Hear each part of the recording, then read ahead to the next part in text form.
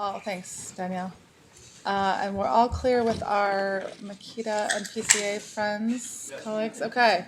So thanks again I appreciate the investment committee's willingness to be flexible today with our schedule and our different agenda items. So we're going to jump back into the conversation that we began this morning upstairs.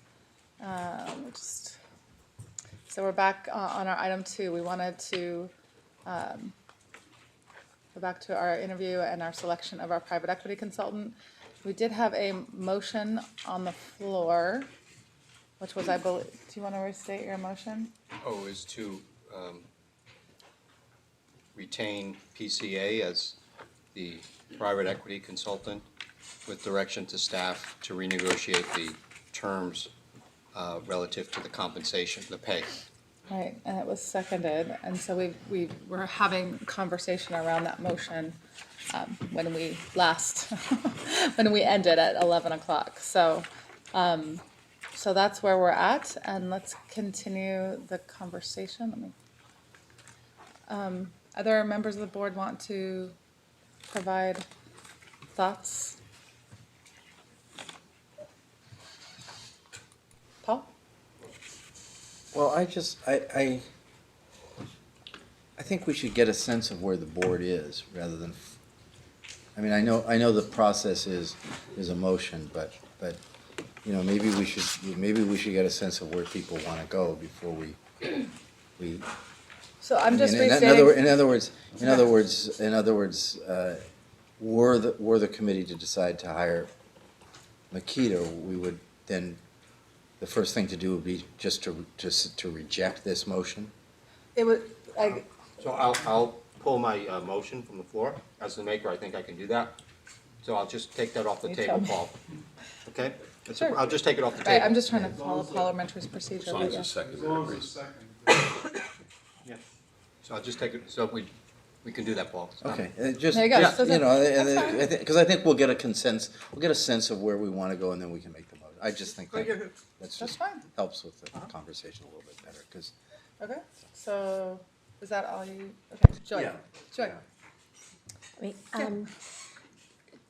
so I think I share some of the views that people expressed this morning when we had a chance to discuss that, you know, of the two presentations that we heard, neither grabbed me and made me sit up and say, you know, sort of this is the one.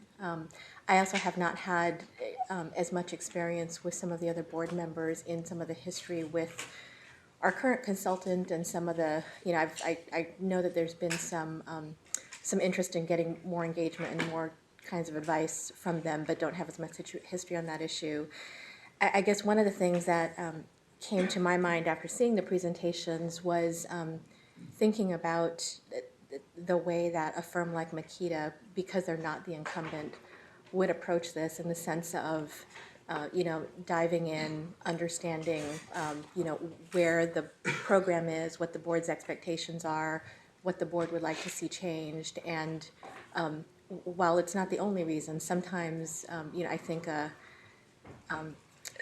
sometimes change can bring about sort of positive energy, you know, and positive momentum in terms of just sort of resetting the relationship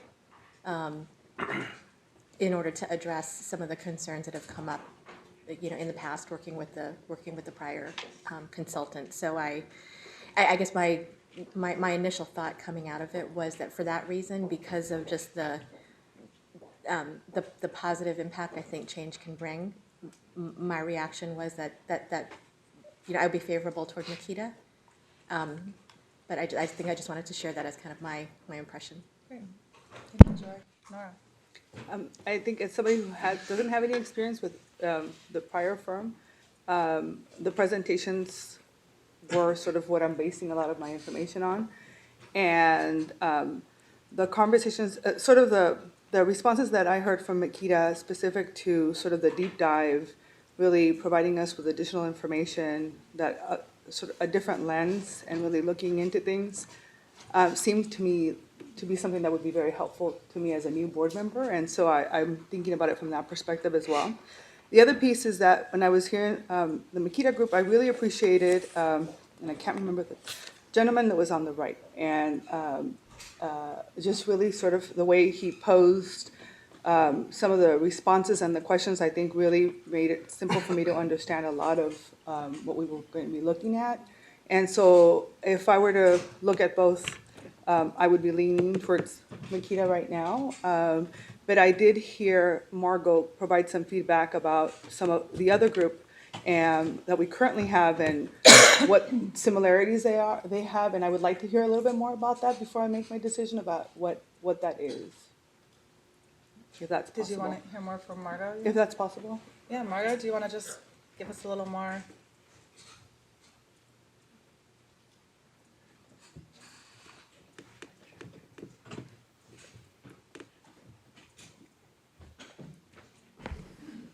So my comment was that PCA specializes in this type of fairly unusual consulting assignment where they're specialized in helping the board understand a private equity program. Makita is a more broad traditional consulting firm in private equity whose main goal is to help screen and pick funds. And so my comment was that we already have a firm like that under contract, and that would be Cambridge.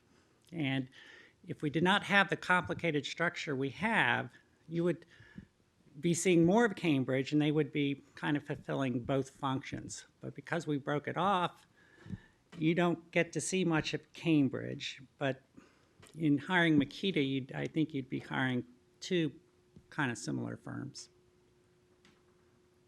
And the challenge with that would be, and because they're doing two different things. Sure. So, I mean, the pros and cons would be you would get two views from two private equity firms. You know, so more opinions, you know, for good and bad, and some redundancy. But you do have Cambridge, which has been with the program for 12 years, a big international program. 1,000 people worldwide. Jennifer Erdin, who's in the back of the room, has been here over 10 years on this account. And then, you know, if you brought in Makita, you'd be bringing someone in new to our account. And so, I'm just suggesting that you throw that into the mix of things you consider, that you already have a consultant under contract who is a lot like Makita in terms of function. Sure.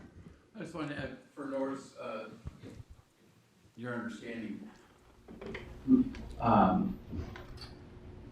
Cambridge works for the staff, and they work with the board, whereas the point of the structure is this is a consultant that works for you, but just works with staff. So it's a separation of duties, like in an audit function, and that's what, and I think what you're getting at is that Makita is kind of repetitive to the skill set we already have under contract for the staff. We can make Cambridge available to you all you want. And what do you get, what value do you want, and what service do you want of the consultant that works for you directly? And that's really a tough decision. People in the queue, I'm just going to mention, and this, I don't want to get off on a rabbit trail, but for future thought, I guess I've heard today from myself and other board members, Chris, I think it might be interesting and helpful sometime this year perhaps, or if we have, you know, time in our work plan, or to kind of relook at our policy. If we could kind of just, maybe just even for education for us, to understand these relationships that we have and how they function, and sort of what do we feel like, you know, we want to obviously make sure we're doing what we're supposed to be doing, but also meeting the needs for the different aspects we have. And it just seems like there's some questions that have come up. Absolutely. I think it might be worthwhile just kind of revisiting our policy so that The whole role of consultants, the questions you asked this morning brought up questions I had to ask Harvey, because frankly, the structure we have from consultants, I warned I would have to say this name periodically, but the structure we have from consultants is very much driven by Ian Lanoff and his point of view about your abilities and your need for protection. And with Harvey, we may have a completely different perspective of what you need as fiduciaries. We know what we need in terms of staff for services, but what do you need? So if that's all right with the investment committee, maybe we can just ask that as Jill, as a way to follow up with, and I think we'd want Harvey to be involved in that conversation, and, but I just think it might help us to understand a little more of the structure, and then if we want to make changes moving forward, so. Joy? I just had a question for Margot. So do you think that, so I actually appreciate Nora bringing that up, because I think Margot made her comments right before we were about to break, and I had forgotten about them. Do you have the impression, or did you make the comment you did about the potential, sort of overlap or duplication because of how Makita sort of responded to some of the discussion and presented themselves, or is it also linked to just your understanding about the types of experience that those principals bring to their roles, which is different than the kind of experience that PCA brings? It occurred to me in listening to the responses that, through no fault of their own, they don't presently have a consulting contract doing what we're asking them to do now. And so they are, their experience is doing what Cambridge does. And this would be, I think, a close role, something that they could do, but it would be new. But I think their viewpoint and skill set is not differentiated from, the consultant we already have under contract. Not saying that it may not make sense to have two, but it was just an observation that I added that I don't know if anybody else observed. So this would be their first private equity consulting job, is that what you're saying? Well, to my knowledge, this specialized job where you're reporting to the board and providing advice to the board and evaluating the performance of a program's team, but not, their work is typically to help run the program, to help choose the funds. And I think that came out very much in the presentation. That's where their skill set is. And so the skill set of, just having that narrow strip of board interaction, board education, and then independence to evaluate somebody else's work is not what they specialize in, unlike PCA, which has developed a, specialized skills or experience. Dana?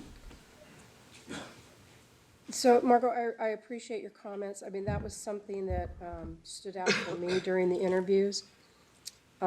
Because when we specifically asked what it would be, the difference between what working for staff would be and what working for us would be was, and I felt that they had talked an awful lot about how they would work with staff. And their response to that was that they would just do pretty much the same thing, but on a broader basis with us. And I think that we're actually asking for more. And I understand the challenge that they would have by not having a consultant relationship prior to this, but I would have hoped that our RFP was pretty clear on what our expectations of the consultant would be.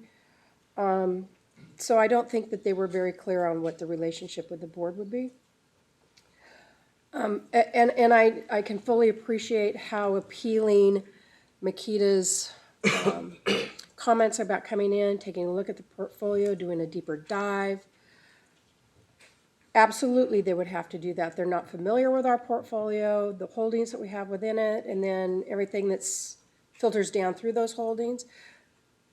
I don't want us to discount, I don't want us to overthink that part of it, because of course PCA wouldn't do that. They are familiar with our portfolio. I think what equates it for me, and the same thing as that deeper dive, was the suggestion that we do a formal review on a more regular basis about, and so they would do a deeper dive and give us an opinion about what changes they thought that we would bring through too. So that's just a couple more thoughts from me on that. Thank you, Margot, for your comments. Tom? Just a different point, a point of view on this question of complementary skills or overlapping skills. As I think about the times when we're really going to value this consultant, because I mean, one of the things that makes this very hard is we're trying to figure out when are we getting value from this consultant? And it'll be in the extreme and unusual or difficult and very difficult case. A fund blew up by surprise. The equivalent of Bill Gross leaving PIMCO happens at one of our big investment relationships. And we're trying to figure out how to grapple. And there, I think the ability to have the same sort of in-depth analytical capability that Cambridge has will serve us well. They can have an efficient, same level conversation in short order, and they can get on the same wavelength, or they can identify those very technical variables that they disagree on and that they can highlight for the board. I just don't think, from all I've seen from PCA, that they have that analytical firepower. And so in the very difficult case, when we need the person the most, I think we'd find ourselves shorthanded. Thanks, Tom. Paul? I mean, it's interesting that there's so few firms, if any, other than PCA that have a practice doing this. I mean, it sort of raises the question, well then, you know, why don't other pension funds and other institutional investors have this? I also think that, you know, while Makita's answer to the question about, you know, what they would do sounded very much like they were saying they would do what Cambridge would do. When I asked the question of PCA, what they would be doing as board consultant, different than if they were the advisor to on private equity. I mean, basically the answer basically seemed they'd just do less as our consultant. And I came back to them and said, well, all you're saying is you do less, is that right? So, I mean, I think that there's a problem, and I don't know whether it's our problem or PCA's problem or the concept's problem, but I don't think we've figured out, and this may not be a reflection at all of PCA, but I don't think we've figured out why we need this consultant. And I, you know, I mean, we've had a consultant for longer than I've been here, so I can't explain why we have a consultant.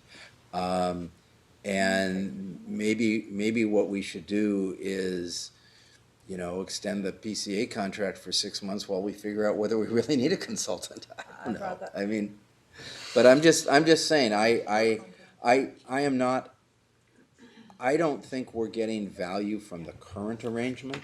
I'm not sure we would get more value from Makita, although I agree with what Tom says. I think there is more firepower. So Chris, if somebody can explain a little bit more, or if Harvey wants to weigh in about why we have a. I'll give you the history and I'll let Harvey weigh in. Reader's Digest version. CalSTRS broke away from PERS in '83. It started in real estate in '85. Its fiduciary council said, well, if you're going to invest in this exotic asset class, which it was in 1985 called real estate, you need a consultant. And then in '89, the board decided to invest in private equity for the first time. Same thing, if you're going to invest in this exotic asset class, you need a specialty consultant because your general consultant doesn't have expertise. You need somebody almost like your general physician doesn't get this. You need a, you know, eyes, ears, and throat specialist. So go see them. We've now been at private equity for 24 years, 25 years. And obviously now it's a pretty mainstream asset class. We've invested in some new asset classes of late, like infrastructure, where we debated, did you need a specialty consultant? And it was concluded you didn't. So, I think it's very fair to take a refreshed look at that. And I would say the answer where they gave you, and I agree it was weak, of what would they do differently. I think the nuanced difference is where they're responsible for reviewing one asset class, and the general consultant is responsible for reviewing 7 asset classes. So I think that's what they sort of maybe meant by we would do less. It doesn't stop you. All of your consultants have always been structured as full retainers all the time. You have other parts of STRS, you use project consultants where you bring them in and say, give us a deep dive in this and then get out of here. And that's maybe part of what it is to take a look at it. But it really, to me, your need for consultants has always been driven more by the fiduciary council perspective of the expertise you need to have beyond what staff and our consultant groups provide.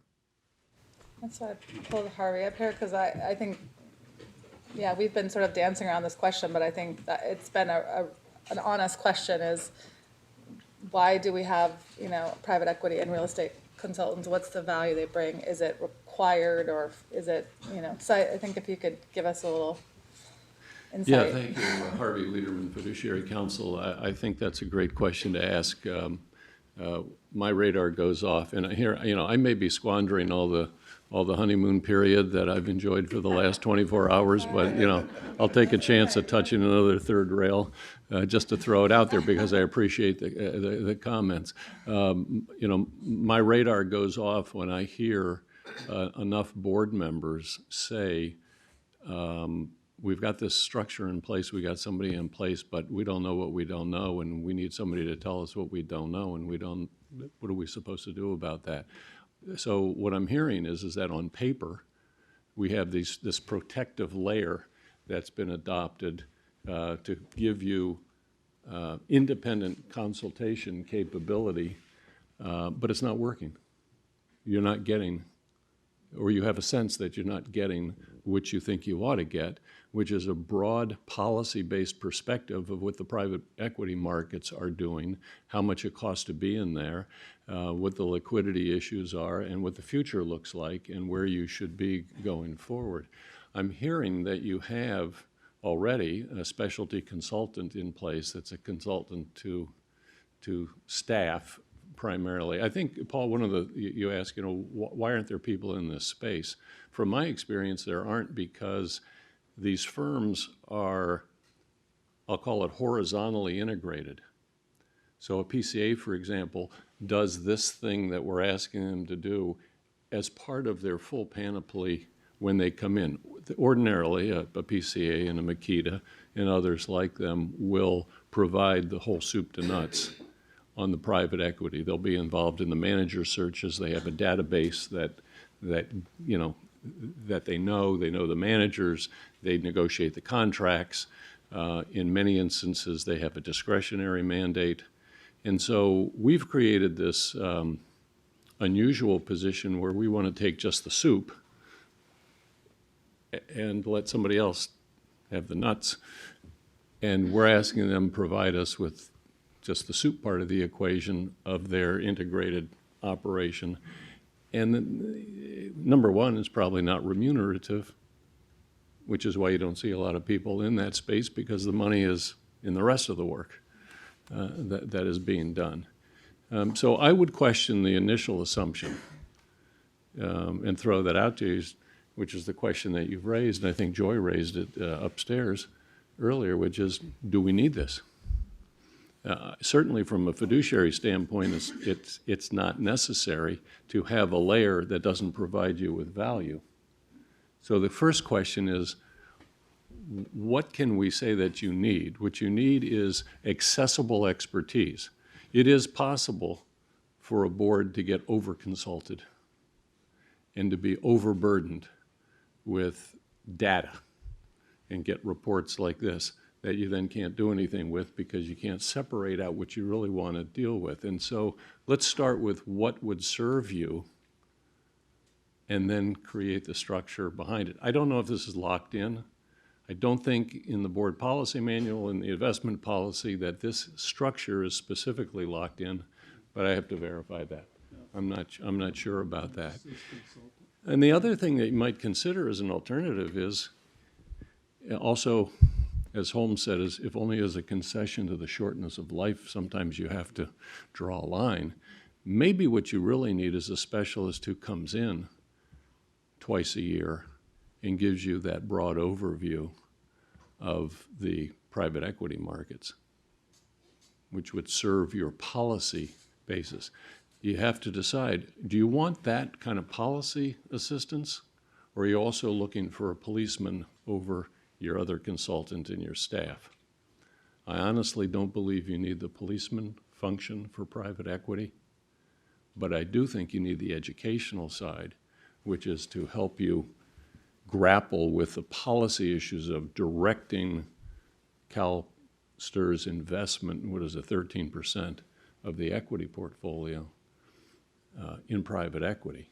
Seems to me that's what this structure has as its primary goal, is giving you the tools that you need to set policy for the system, not to be a policeman on the corner keeping an eye on what's going on with staff and the other consultants. And you may want to bring, for that granular information, you bring Cambridge in and let them give you some education on that as well. So it sounds like you're saying there's room to either have folks come in on a less sort of, on a either project by project, or saying we want these 2 things a year, kind of, we could sort of craft something given the. The goal is to identify what it is that you need to create the expertise that you can make intelligent decisions, and then take that from there. Right, come in no, 2 times a right, year, right, But if, yeah, you're fine. if Go. that's what we decide we need, we've already got consultants, PCA and Makita. That's my and point, maybe is they can we just ask our general maybe they consultants just what they do think two- about private right. equity? That's Sorry. Suggestion. Yeah, so we have a line of people, I don't wanna, but I also think it's a good, Arena is next in line. Harry has a suggestion, is it all right for Harry to make a suggestion and then, okay, go ahead. My suggestion is on the issue of the longer picture discussion around whether or not, what role these consultants, private, specialty consultants are playing. I would suggest that that we, working with the leadership of the staff, put this on an agenda, perhaps it's at the offsite, to really do an analysis of this over time. You know, what do we spend, what do we get, what are the options we have over time? And we spent a couple of hours talking about it, and maybe the sense of this board is we want to change, and maybe we want a significant change, of course, but we do that at an appropriate time. We will. Yep. Arena. Yeah, I agree with Harry completely. It seems like, I mean, we need to figure out a way to wrap Yeah. up this conversation, right? I Absolutely. think Paul's Absolutely. suggestion of extending the contract for 6 months maybe makes some sense. So I think I that a motion? might be okay with that. And then I also think Tom had a comment earlier about just going back to this general consultant issue about whether or not it could be done by amending the contract with a general consultant to get the same, the policy view rather than having, so maybe that's part of the longer term discussion, but I think that's something that perhaps we should explore as well. And just one final point, I think it was really helpful to hear from Margot that Makita does not have this specific skill set, and I'm not sure the skill set's the right word, but they don't have this particular business right now of consulting to the board, and I think that it helps explain why they couldn't wow us, right? They couldn't overcome what our desire was to get them to say, here's what we're going to do for you, because they don't do that for anyone else. We're asking them to do it for us, and that gives me some pause, even though I leaned towards their presentation as well in the interview section. It gives me some pause about being their only client in that, with that particular demand on them. So. And I think Harvey was more precise. It's soups to nuts. They're not used to doing just that. And so, That's very helpful. yep. Did you, okay, I'm looking for a motion to sort of wrap up I'll get you in a second, Tom, but go ahead, Tom. Well, 2 things. One, mainly because I think my point of view is quite a bit different than what Harvey articulated. I just want to make, I am not really interested in an expert who comes in and talks to me generally about what's happening in the private equity world and what happens in what the Wall Street Journal and Bloomberg and everybody's saying about that. I don't think that is what I'm looking for. I'm looking for someone who gives me more insight into the quality of manager selection, the quality, as Makita put it, of our pipeline of opportunities, and where we're going in terms of sub-asset categories, like are we upping venture or not? Does the pipeline support that? And does that all make sense? And second, Cambridge is a great firm, and but they have a lot of relationships where they are placing investments as well, and a sanity check on that to make sure that's without conflict. Those are the things I'm looking for, and those things I think are important and would help us. And so I just wanted to say my point of view is different in that regard. And then my last thing is that while it's terribly inefficient in a sense, the reason we want a special board, as I said before, a special board advisor is for the really bad case and the thing that happens rarely, hopefully never. And that's why I would favor continuing the same thing. I'm happy to kick this can down the road for 6 months if that's the easiest way to do it, but I really think we should just go ahead, bite the bullet, and hire somebody and go on, because we'll have the same long protracted conversation without the benefit of Hopefully not. being, having the presentations close in time. And the last thing on Arena's comment that I had made before was a clarification on the reporting side. Clearly, we could take that out of the board consultant, the special consultants thing, and wrap it in. We have to amend, and the reporting stream of work is an important stream of work. But I think that's peripheral to, do we want a special firm, and what do we want to get out of it? Thanks, Tom. Dana? Now I'm not sure where we're gonna go. If we decide to go down the road where we reevaluate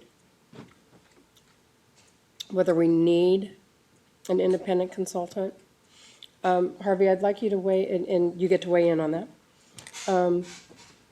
I'd like you to weigh in on, well, historically, the board has really desired to have somebody that was totally independent of staff.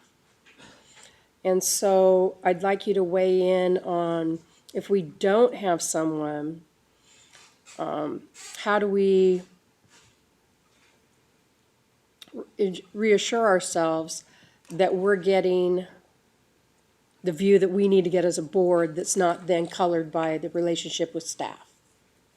So and I'm not so sure just bringing somebody in from the outside once or twice a year is going to get us as good of information as maybe having somebody that we have on full-time. So I'm kind of agreeing with Tom on that. The extension for 6 months, Brian, we had the ability to extend the contract that we had for 1 year twice. We decided to go to RFP instead. Aren't we beyond being able to extend it for 6 months? Wouldn't we have to go outright hire someone and negotiate a contract with that? Yes.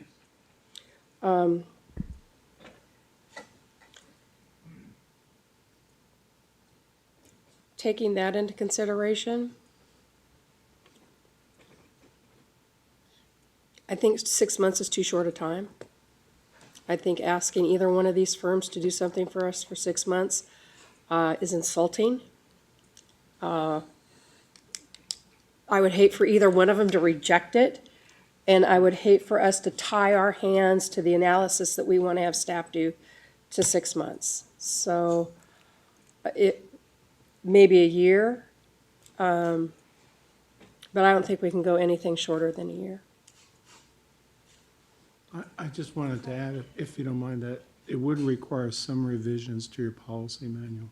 again, you can squeeze that into your work plan, but there's some terminal. I can't hear you, so. I'm talk up sorry. a little bit. And what are you saying needs? I'm saying it would require, Harvey's suggestion would require some changes to your policy, your alternative investment. If we decided to go without If a you decide- consultant, an independent Excuse me, consultant? if you decide to go with that, and then, and the only thing I mentioned was you'd have to fit that in your work plan. Doable, I just thought there'd be a minor component there.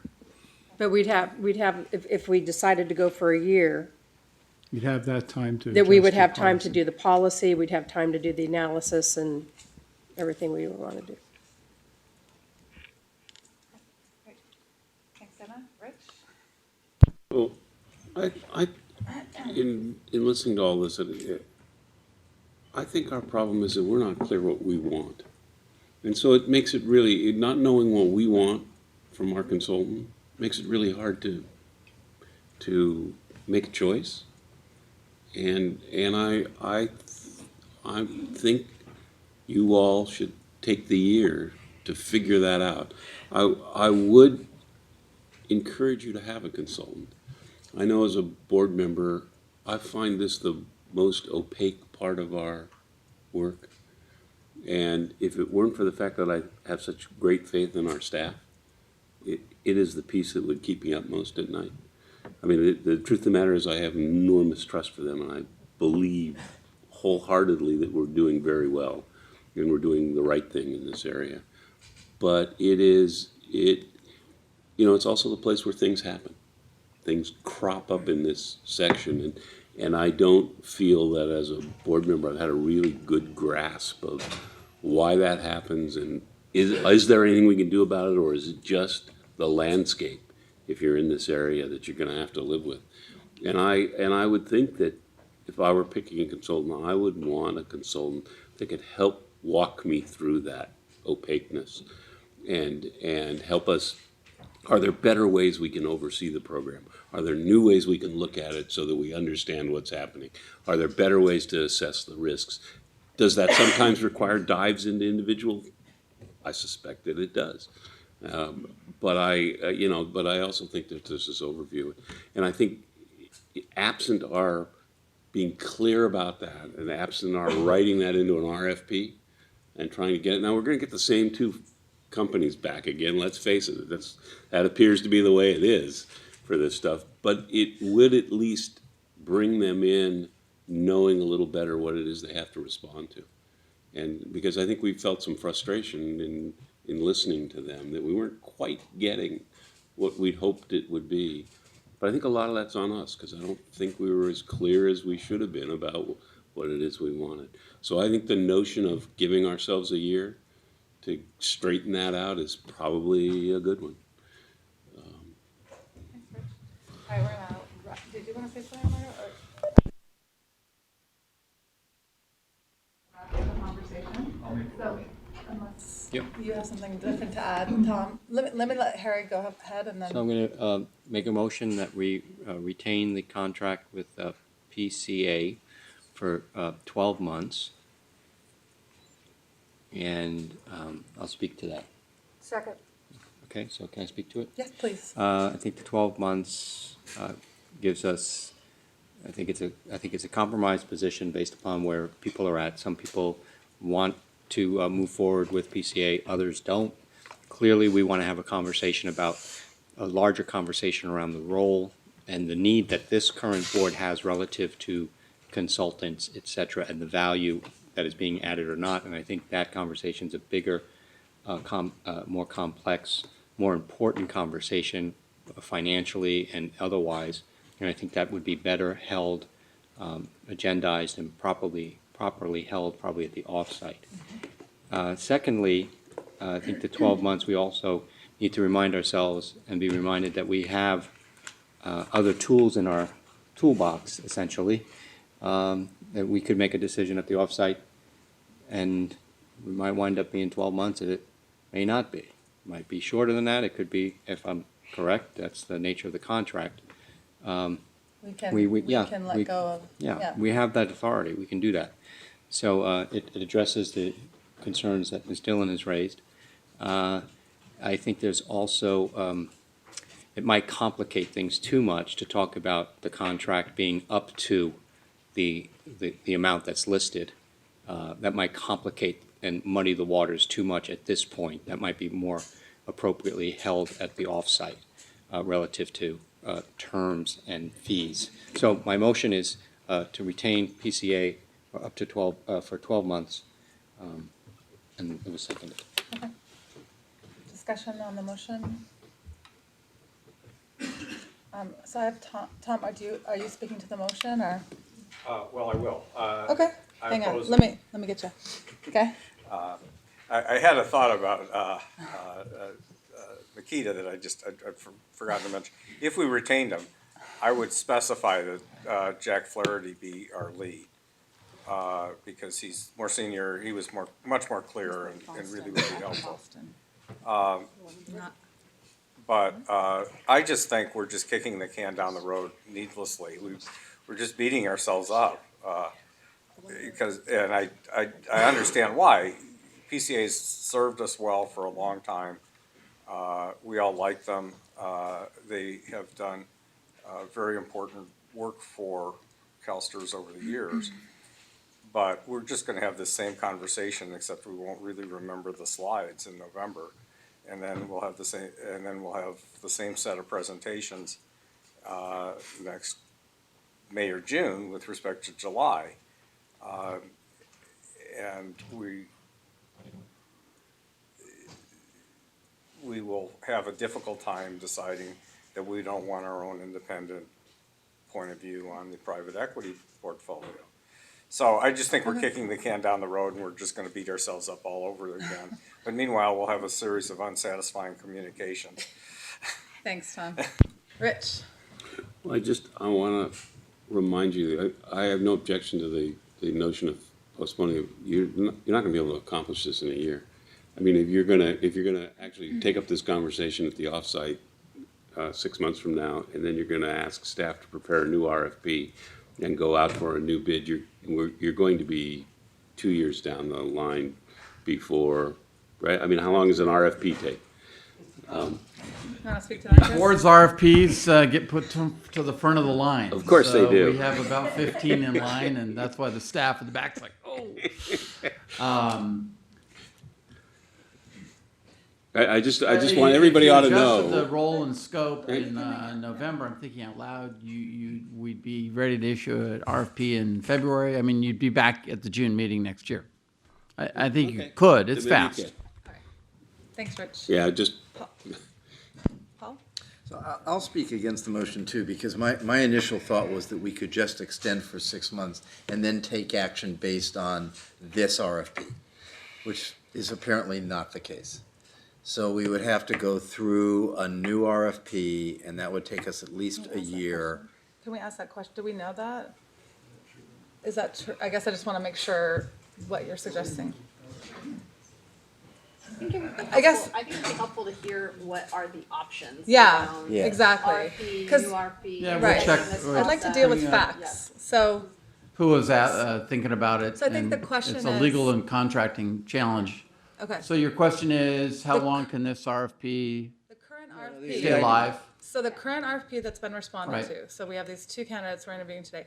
How long do we have To make a decision. to make a decision? Well, Or- but I thought Brian said we couldn't extend the PCA contract any longer. That No, was the that's- issue that I was asked, and Well, there's two questions. Right. Can you?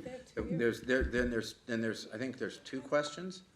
One is, how long can we wait to make a decision based on this RFP process? And if we make a decision beyond the time that the current contract with PCA expires, can we extend the PCA contract temporarily until we make a decision based on this RFP process? And if so, for how long? it's my understanding that it's already been extended. Well, again, I don't have the intimate knowledge, but from my understanding of the situation, it was a 3-year with 2 1-years to Yes. extend, which means you had not exercised your 2 1-years to extend. The contract has not expired, so you're still within your rights to extend it. That would be just based on, again, I haven't looked at it. I asked Poole what the validity date was for the bid, and again, we don't have it in front of us, but typically it's for a year. So the bid is good for a year.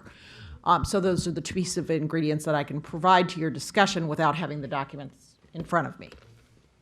So it may be, so it, piecing all of that together, it sounds like we could extend the PCA contract, wait a while, as much as a year, to act on this one and this RFP process, and when we do, we're in our rights, if that's the appropriate decision we've made, to terminate the PCA contract. So we could do this within 6 months. Brian, you're kind of looking. It- Yeah, sure. Go ahead, Rebecca. Can you pop, can you,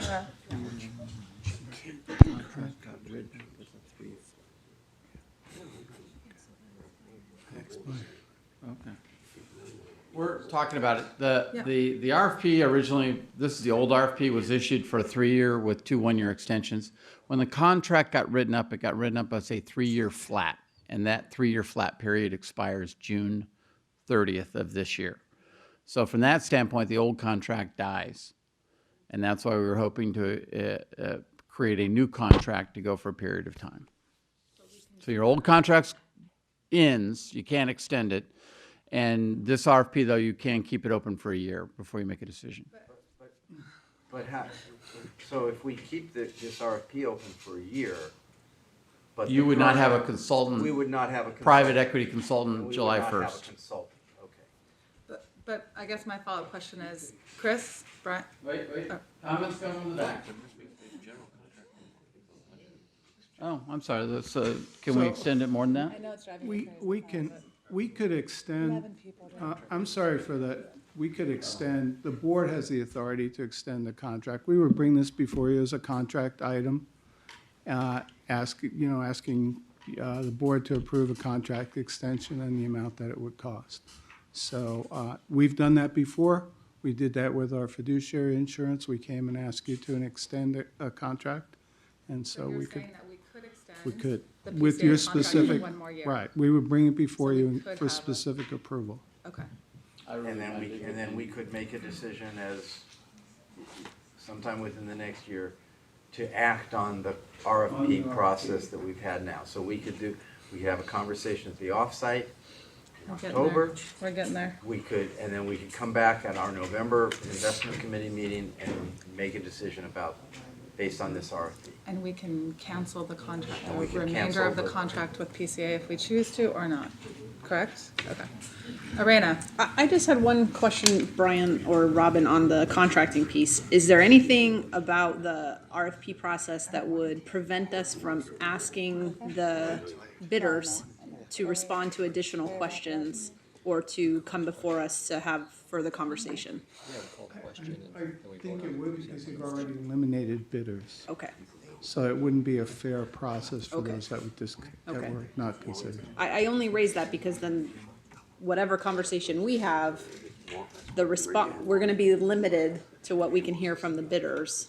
In response to anything that Charlotte does, things we would like to see from, by keeping the existing Unless you want to RFP. go out again. Right. I have a process question. Could I've we, got Dana and then Tom.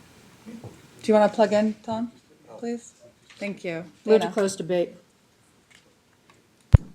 Tom, you have a process question? yeah, a question for Brian. So what if, She has Oh, a second sorry. closing debate. Closing debate, do I have a second to close debate?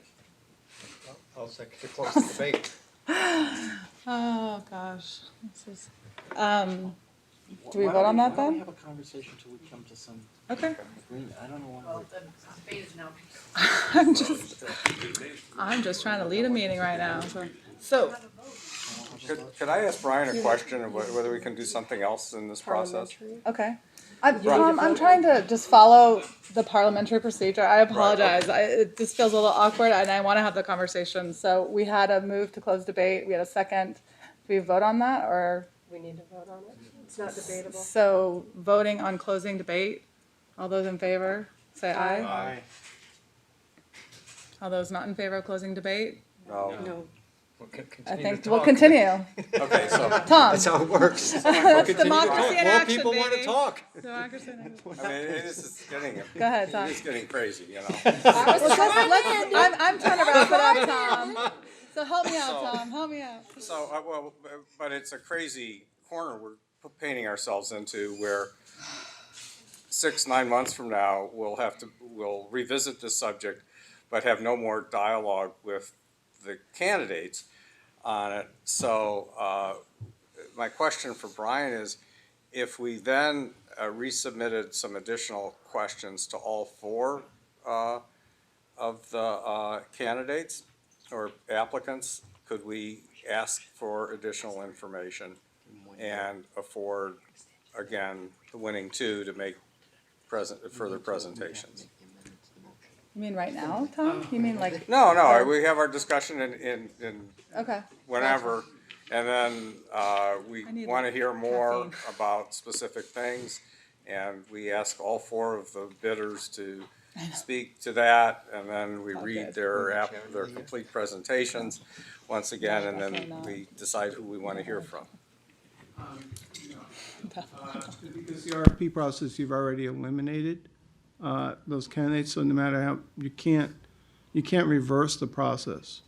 So if you ask the original candidates the questions, you're really just going through the form, and that will basically indicate to the non-successful candidates that your RFP was not complete. However, thanks to the diligent work of our staff, it comes to find out that we're both half wrong. This contract was extended for 6 months until September 2015. So there was an additional 6 months extension. So we do have a contract with PCA for these services until September September of this year. September 2015. 3 months. So I have a question. Of Chris and Robin, I think. I'm also opening up the RFP. I'm sorry, No, you're fine. She wants to sit down one? You take Jack's chair. So, Chris, Dana's got a question. That's You're fine, you're fine. So I think several of us would like to add that we would like to take the time, figure out what it is we actually want, possibly with a more narrow focus of what we're looking for in, if we decide to go with a consultant. And this kind of goes to Robin too. We've already done the RFP, the write-up for what it is we want with a general consultant, so we wouldn't have to necessarily rewrite the whole RFP. We would just have to add the specificity, thank you. You know what I'm talking about, right? That we would be looking for in narrowing down the focus to that RFP if we were to fly it again, correct? You would be extending the final interview in essence, which is allowable, I believe, for additional questions. All right. I would like to offer that, I, That's the exact question that I asked. Yeah. Can we ask them more questions after we have our deliberation? no, you would send out the RFP again with the additional information. you would send out additional questions, and that's allowed, right? You would ask these These two. candidates follow-up questions based upon the interview. That is allowed. Yes, that is certainly, just like you would do if they were sitting right here. Okay, so we're good, so But Short answer is you don't have to do anything. we need to extend the contract. No. That's already ready until September. But we don't meet again until September. That's right, so we can act in September. I'm not comfortable with acting in September. We still don't know what we want. We're not meeting again until September. If, the point is if we don't meet at the offsite. I really think we need to take the year to figure out what it is we want, have that dialogue, have input from it. If we can ask additional questions of the two candidates with a narrower focus within that year's time, I think that would serve us very well. 2 months from now? No. 12 months from now, probably. So I would, speaking again in favor of the motion, doesn't sound like we need to have to add anything to it, just extend the contract for a year. Keep it simple. Keep it simple. All right, Betty. I'm not sure what additional time is actually going to buy us.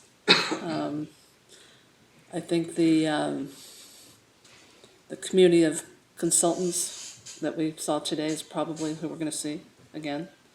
If we were to look at, even amending the scope of what we want them to do. I thought the scope of work was actually pretty clear and broad. So if we had more time to think about specific needs that the board had, that we could articulate those and would still fit within the scope of work. And given the sense that I think most of us have that we're not going to get any additional interest or even, and we've deliberated quite a bit today, I think the work is upon us to articulate specific needs of the consultants. And I think that's what I would like to have time to do, but not at the expense of delaying the decision about the consultant today. Thanks, Betty. My only comment to that, because I know I've heard Tom and both Betty mention this, I think one of my questions, just as a board member, has been, do we need the consultant at all? So that question to me does sort of impact whether we were actually, and so I might be the only one asking that question, I don't know. No, but that's certainly, so I guess to me, it's sort of like, okay, so we go ahead and hire someone, and then if we have this conversation at the offsite with Harvey and with Chris and all the intelligent people we have talking to us, and we say our general consultant can give us as valuable information on private equity as having a separate private equity consultant. So I guess that's the hanging chad for me, I guess. And so that's why I feel like it is imperative to get some time, because I don't think it's an issue of the candidates. I think it's an issue with us. I think we need to go, do we need a private equity consultant or not, and hear from legal, hear from all the intelligent people to make sure we don't get in trouble, but also that we get good advice. But I think some of our current people give really good advice and are really smart people. And then I guess the second piece is for us to have consensus about what we actually want. If we choose, if we agree that we need a private equity consultant, what do we want from that person? And I think the RFP is clear to some degree, but in the conversation today, it's pretty obvious that in writing, it's clear. When we talk, we're all over the map in terms of, I think, what we want. And so it might be helpful as an exercise, look at the policy, decide whether we want one or not, and then be clear on what are the top 3 things we can agree on that we want from that consultant, and then be clear to them, this is what we want, and this is how you're gonna be evaluated, period. Yeah. So that's sort of my. Yeah, and I guess Sharon, on the question of whether we need a consultant or not, I would like to look at that question more comprehensively. I agree. And I do want to take time to do that. Yeah. But again, and out of all the asset classes, I think this one is where I feel like we need a consultant. Okay. I agree, yeah. So I want to really wrap this conversation up. So it's 2:15. We've heard from a lot of the same folks. I'd love to hear from, if there's anyone who hasn't spoken, who would like to speak, I would love to hear from you. And then let's go to Raina. I was just gonna ask if Harry could restate I think that there was a motion earlier that's still on the table. And then also just to make sure that we've been talking a lot about 6 months, 12 months, and I think make sure everyone understands that if the contract doesn't actually expire until September, 12 months, we would be talking about next September, not June, which is what I think we might have been originally thinking. Good point. So, That's a good point, Raina. I'm gonna ask Ms. Lukens if she has she wrote it down, I think she has it. Sure, did you want to clarify that first, or? I just want to make sure that the facts were clear. You asked quite a few questions. We did some research. So I just want to make sure that the facts are clear about the existing contract. So the existing contract was extended to September 30th, 2015. So you could extend that pursuant to your motion for an additional, 9 months? Right. 2016. But the other piece that wasn't on the table, the other information piece, was that the RFP proposals that you're considering now, they expire May 5th of 2016. So you have a year, but that year ends. The RFPs that you're currently considering expire May 5th, 2016. So you would have to act by April.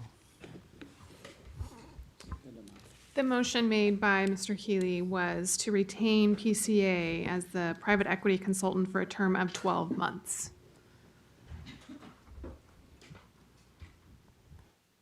Thank you. Marina, is that good? Tom, take us home. I had another contracting question, which is if we took a different course today and chose a firm, entered into a contract with them, then did our study about the desirability of consultants and decided we would go wild and crazy and without one of our 19 consultants, then could we just terminate that contract? Absolutely. All your contracts have a 30-day termination clause. So then I'm going to oppose the motion and say we should make a decision today and go on. Call for the question. All right. So we have a motion on the floor and it's been seconded. So we should just vote. I'm going to suggest a roll call. Okay. So Jill, we want to do a roll call vote on the motion on the floor. Can we just, do we want to start? So if we start, go ahead, Jill. You can. Ms. Yee? No. Mr. Enterman? I'm sorry? Mr. Enterman? Oh, no. Ms. Dillon? Yes. That's it, Tom. Yes. Mr. Mayor? Yes. Mr. Keeley? Yes. No. No. Mr. Zeiger? Mr. Zeiger thinks he should be out of this. Not yet. Oh, Tom. This issue. No.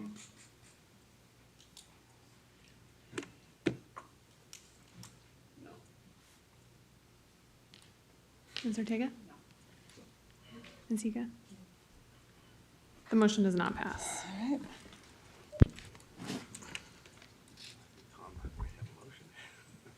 Tom, I move we. Tom, you need to plug in. I thought I had. You did not. It's okay. Go ahead. It beat. So I move we retain Makita with a provision explicit in the contract that we can terminate it on 3 months' notice at any time during the term. And that it's and then in the negotiations, we specify that, I think his name is Jack Haggerty, the fellow who was on the right, be our lead contact. Can we do that? It's already 30 days. Can we specify, Chris, who we want from the firm to be our private equity guy? Okay, Sure. great. I'm just asking. So, since there's been confusion today, I'm trying to bring clarity to it. Yeah. Okay. So there's a motion on the floor. I'm trying, okay. Does anybody else want to chair this committee? Paul, do you want to chair this? Chair. Yes. I'm trying to be helpful. Need to have a second. That's what I asked. I'll Is, second do we it have a for purposes. second? And then, Ready for a second. okay, great. We have a motion and a second. Tom gets to speak. I'm sorry. I totally. Do you want to speak to your motion? to it all. Yeah, I was just gonna say. I think we're good. Oh, wait, I have. So you need to speak to the motion, right? Yes, I do. You need to It's a very procedural question. You said 3 months? You already have a clause in the It's at RFP says 30 days. You don't really want to try to change that. I'll accept that. Okay, Friendly you already have it. So All right. that's the only thing I want to, Thanks. you just change the terms of your Harry. I'd like to offer an amendment to your motion, Mr. Johnson, and that would be to direct staff to renegotiate the compensation terms of the agreement. As it's currently written, it's a flat fee. The number is in the document. I think we should have greater discretion over what they deliver relative to exceeding our expectations, meeting our expectations, or not meeting those expectations, and that their compensation be up to what's offered in that contract. So if they exceed expectations, they receive that, and let them work out the details. Absent that support, as a friendly amendment as well. I'll support the motion then. All right. So we have a motion and a second. You ready to vote? Roll call, please. Roll. Okay. I want, for clarification, appreciate you accepting that friendly amendment. I would like some clarification as to the final sign, and again, this is probably getting into the weeds, but it's philosophically, I think, the maker of the motion is in agreement with what I'm suggesting, but the details matter. So how would you report back to us relative to if in fact this motion passes and in fact you're able to negotiate the terms relative to this compensation arrangement? How would you report back to us what those arrangements are? I proposed a general idea of meeting expectations, exceeding expectations, not meeting expectations, and there would be a range. I think the concept is clear. Easily coordinate the negotiations with the chair and the vice chair of the investment committee. Terrific. And then, if it's acceptable to them, we get to the point of a deal. We can then bring it back for you and tell you in closed session what it is, or if it's acceptable to chair and vice chair, then ink the deal and inform the committee, I guess, in open session when it's done. Thank you, Ms. Dale. By email. Great. Thank you, Harry. Joy? So this is somewhat a process question. This wasn't part of Tom's motion, but my understanding is that our decision, or a decision to move in this direction, is still linked to a discussion among the board about the purpose of this consultant and whether we need a consultant, a private equity consultant. That wasn't in the emotion. There would be that discussion. That discussion ongoing, and if we decided we didn't need one, we would terminate the contract. Okay.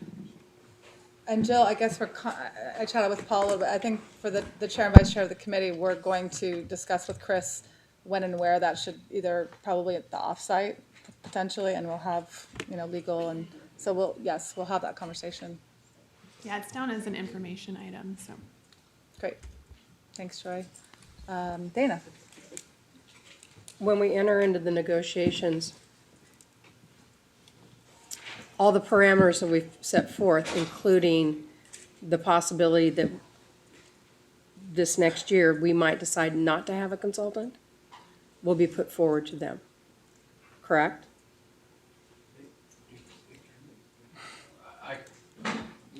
We're in open public session on the video, so it will be known that we are reviewing the role of our consultants. I will make sure Michaelin is aware as well, and that we're going to review. It might be in P&I right now, I don't know. That we're going to review the role of our consultants going forward. There's a tweet going out I don't right think now. we're gonna make it on all our consultants. I think it was just the private equity consultant. Okay. I mean, for me. it But might turn it, in the offsite, we'll talk about all consultants and how, in investment consultants and how you use them in the role, but understood. what happens if Makita turns it down? We can't reach I'll come back. If- satisfactory. In that rare event, I would come back to you and let you know before September. We have July as a rush. You can call, I think you have a special meeting. You can always call a special meeting, but I think you have a meeting block in August, and we'd work it out. So I believe we have a motion and a second on the floor, and I believe there's a request to make it a roll call vote, correct? So Jill? Do you want me to repeat the motion? Please. Okay. The motion was made by Mr. Enterman to retain Makita with provision to have John Haggerty as the lead consultant. And then a friendly amendment was made to make sure that it was retaining the 30-day period that's in the contract for termination. And then another friendly amendment to direct staff to renegotiate fees and set expectations regarding performance with fees related thereto. With that, Ms. Z? Unterman, Mr. Unterman? Aye. Ms. Dillon? No. Mr. Moore? Yes. Mr. Keeley? Yes. Yes. Oh, sorry. You Ms. didn't hear my name. Hendricks? Sorry. Yes. Ms. Vargas? Yes. Yes. Mr. Rosensteel? Mr. Zeiger? Ms. Ortega? Ms. Higa? Motion passes. I want to say a real quick comment and then we'll take a break. I want to say how much I appreciate our deliberations. I know it probably drives the audience a little crazy and sometimes the chairs, it's challenging, but I guess what I'm proud of as a member of the system myself is I feel like we take our jobs really seriously, and I appreciate the ways in which it takes us a while to get there, but we get there. And so I do want to just extend my appreciation to our investment committee for your integrity and patience. And so thank you. And let's take a 5-minute break and we'll come back to do the rest of the work. Thank you.